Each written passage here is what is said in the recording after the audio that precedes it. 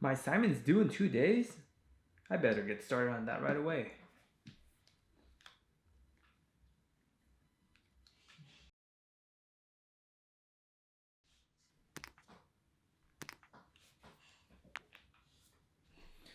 Alright, let's do this. Now, how should I begin? I need to stay focused and get this paper done. But then again, one quick game can't hurt. Alright, I'll continue working on my paper after I play a game or two. 5 hours later. It's getting kind of late.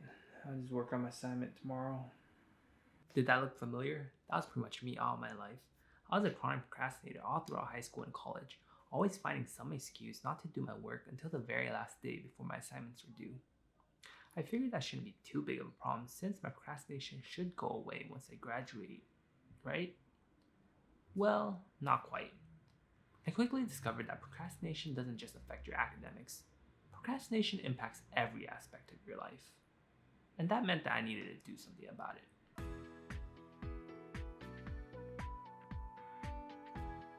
A very common misconception about procrastinators is that they're lazy.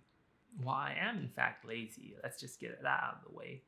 Procrastinators often put off their work not due to laziness, but in order to avoid a negative emotion associated with the task that they're putting off. This negative emotion could be anything from boredom, fear, or anxiety. This helped explain why I would go do chores or even go out of my way to clean my entire house just to avoid the dread of working on my assignments. While I was being productive, realistically, I wasn't really making any progress towards the work that actually needed to be done. So after a ton of trial and error, here's how a procrastinator like me managed to stop procrastinating. It was actually much easier than I expected. In fact, it was so simple. Here's how you can do it in just 2 steps. The trick is actually very simple. You just have to get started. Easier said than done though, right? Oftentimes, I would tell myself that I needed a breath of inspiration or a surge of motivation to get started. Obviously, I was lying to myself because I didn't really need either of those. In fact, believing that I needed inspiration or motivation in order to get started actually made it harder for me to get started. The system that helped me get going every time I wanted to procrastinate is to count to 3 and then commit myself to working on the task for a minimum of 5 minutes. At the end of the 5 minutes, if I was still not feeling it, I'll let myself put it off for the time being. But what I've found is that 95% of the time, when I'm able to get past my negative emotions and get started, I'm able to keep going. The problem isn't the working aspect, it's getting yourself to start. And once you get over the hurdle of starting, then we can move on to step 2.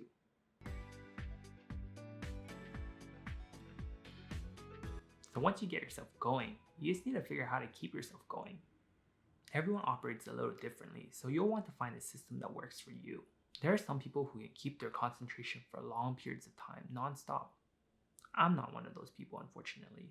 So I use a Pomodoro technique that allows me to work and take a small break after certain intervals to refresh my mind.